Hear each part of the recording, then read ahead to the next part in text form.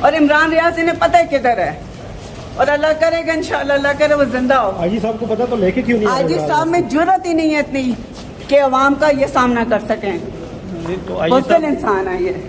ان کے بیٹے کے والے سے کیا کہہ رہی ہیں؟ میں یہی کہہ رہی ہوں کہ اللہ کرے اس کے بیٹے کے ساتھ ایسا ہو، یہ کہتا ہے نا خود ہی غائب ہو گیا ہے اپنی مرضی سے عمران ریاض، اللہ کرے اس کے ایک بیٹے کے ساتھ ایسا ہو۔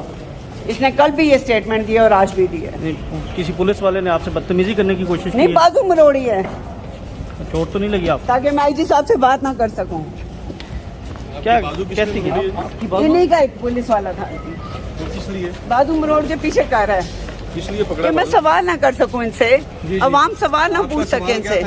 جی میرا سوال یہ تھا کہ عمران ریاض آپ کو پتہ ہے کدھر ہے، کیوں نہیں پروڈیوس کر رہے آپ، اور کیوں سہولت کاری کر رہے ہیں؟ آپ کو سوال نہیں کرنے دیا گیا؟ نہیں۔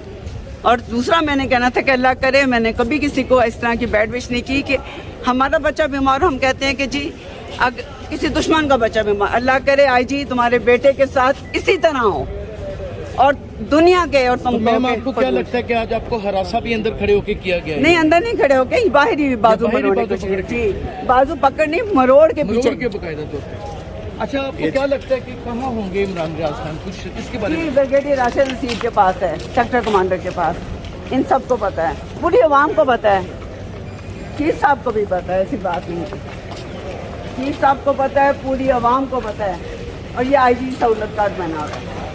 اللہ کرے وہ زندہ ہو، سب سے بڑا کنسرن ہے کہ عمران ریاض خان زندہ ہو اور زندہ ہی ہمارے پاس آئے، ان سب کو پتہ ہے۔ یہ ادارے بے بس کیوں نظر آ رہے ہیں؟ آپ کیا سمجھتی ہیں کیوں نہیں پیش کیا جائے؟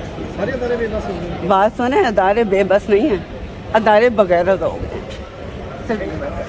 ٹھیک ہے میڈم۔